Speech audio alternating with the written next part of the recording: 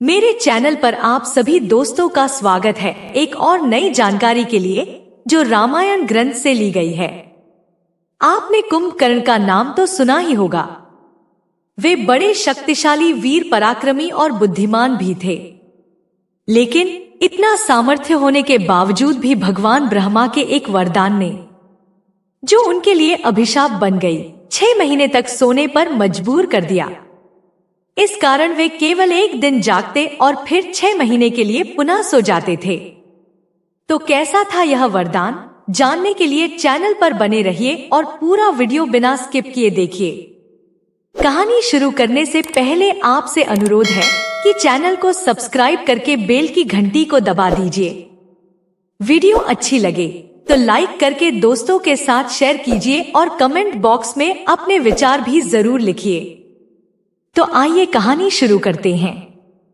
कुंभकर्ण महान ऋषि विश्रवा और माता कैकसी का पुत्र, लंका के राजा रावण का छोटा भाई था।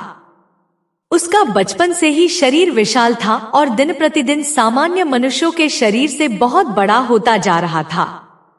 इसी कारण से उसकी भूख भी असाधारण रूप से बढ़ रही थी। वह प्रतिदिन अकेले ही सैकड़ों लोगों का खाना खा जाता था। उसकी विशालकाय भूख के कारण पृथ्वी पर अन्न भंडार की कमी होने लगी थी। इस समस्या के समाधान के लिए उसे 6 माह तक सोने का वरदान या यूं कहें कि श्राप मिला था। कुंभकर्ण इतने विशाल और पराक्रमी थे कि देवता भी उनसे ईर्ष्या करने लगे थे, लेकिन रावण के डर से वे कुछ नहीं कर सकते थे।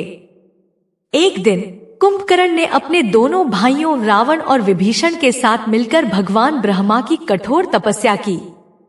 उनकी तपस्या से प्रसन्न होकर भगवान ब्रह्मा ने उन्हें दर्शन दिए। कुंभकर्ण भगवान ब्रह्मा से इंद्र का इंद्रासन मांगने वाला था, जिससे देवताओं पर उसका अधिकार हो जाता और इंद्र बहुत डर गए। किंतु वे भगवान ब्रह्मा को वरदान देने से मना नहीं कर सकते थे, क्योंकि तपस्या का फल देना उनका कर्तव्य था। इसलिए वे माता सरस्वती के पास सहायता मांगने के लिए गए। जब देव इंद्र माता सरस्वती के पास गए और उन्हें सारी बात बताई, तो माता सरस्वती ने एक योजना बनाई। उन्होंने इंद्र से कहा कि जब कुंभकर्ण भगवान ब्रह्मा से वरदान मांग रहा होगा, तब वे उसकी जीभ पर बैठ जाएंगी, जिससे वह इंद्रासन की जगह निद्रासन मांग लेगा। जब भगवान ब्रह्मा ने कुंभकर्ण की तपस्या से प्रसन्न होकर उसे वरदान मांगने को कहा, तभी देवी सरस्वती उसकी जीभ पर आकर बैठ गई, जिससे कुंभकर्ण के मुंह से इंद्रासन की जगह निद्रासन निकला। भगवान ब्रह्मा ने उसे यह वरदान दे दिया, जिसके फलस्वरूप अब वह जीवन भर केवल सोता ही रहेगा। यह देखकर कुंभकर्ण और उसके दोनों भाई बहुत डर गए। जब रावण ने अपने भाई की यह स्थिति देखी, तो उसने भगवान ब्रह्मा से याचना की कि जिस मनुष्य को आपने बनाया है, उसे इस तरह जीवन भर के लिए नींद में सुलाकर उसका जीवन समाप्त कर देंगे। रावण का अपने भाई के प्रति प्रेम और कुंभकर्ण का दुख देखकर भगवान ब्रह्मा को उन पर दया आ गई। उन्होंने कहा कि ब्रह्मा वाक्य को झुठलाया नहीं जा सकता है, फिर भी वे कुंभकर्ण को 6 माह में एक दिन जागने की अनुमति देते हैं। अर्थात कुंभकर्ण 6 माह तक गहरी निद्रा में सोएगा और केवल एक दिन के लिए जागेगा, जिसके पश्चात फिर 6 मास के लिए सो जाएगा। इस घटना के बाद कुंभकर्ण 6 माह तक लगातार सोता था और केवल एक दिन के लिए जागता था। उसी दिन वह सारे कार्य, भोजन आदि करता था। इस प्रकार इंद्र की चाल और माता सरस्वती के कारण कुंभकर्ण 6 माह तक सोता रहता था। कुंभकर्ण का व्यक्तित्व भी उसके विशाल शरीर के समान ही प्रभावशाली था। वह अपने भाइयों के प्रति अत्यंत वफादार और निडर था। जब रावण ने सीता का अपहरण किया और राम ने लंका पर आक्रमण किया, तो कुंभकर्ण ने अपने भाई की रक्षा के लिए युद्ध में हिस्सा लिया।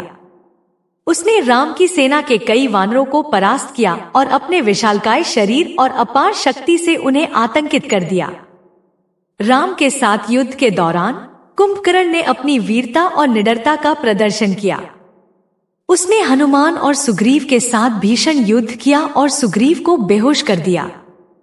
राम और लक्ष्मण के साथ युद्ध करते समय कुंभकर्ण का एक हाथ वायुअस्त्र से कट गया और दूसरा इंद्रास्त्र से विकृत हो गया। फिर भी उसने राम के प्रति अपना क्रोध बनाए रखा और उन्हें निगलने की कोशिश की, लेकिन राम के बाणों की बौछार से घायल हो गया। कंब रामायणम में कुंभकर्ण राम की दिव्यता को स्वीकार करता है और अपने धर्म के प्रति निष्ठा प्रकट करता है। वह राम से केवल विभीषण को सुरक्षित रखने का आग्रह करता है और इसके बाद राम के खिलाफ अर्धचंद्राकार बाणों से उनके पैर कट जाते हैं। अंततः राम के इंद्रास्त्र के प्रहार से कुंभकर्ण का सिर धड़ से अलग हो जाता है और वह वीर गति को प्राप्त होता है। कुंभकर्ण के निधन के बाद रावण ने अपने भाई की मृत्यु की खबर सुनकर गहरा शोक व्यक्त किया और अपनी पराजय की घोषणा की। कुंभकर्ण की वीरता, पराक्रम और निष्ठा हमेशा याद रखी जाती है और रामायण के पाठकों के मन में उसकी एक विशेष जगह है।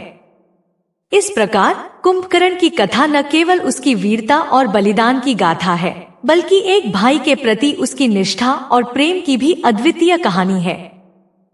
आपसे अनुरोध है कि प्लीज हमारे इस चैनल को सब्सक्राइब कर लें और बेल की घंटी को भी दबाना ना भूलें। कहानी अच्छी लगे तो लाइक, कमेंट और शेयर भी जरूर करें, जिससे ज्यादा से ज्यादा लोग इसका आनंद ले सके। धन्यवाद।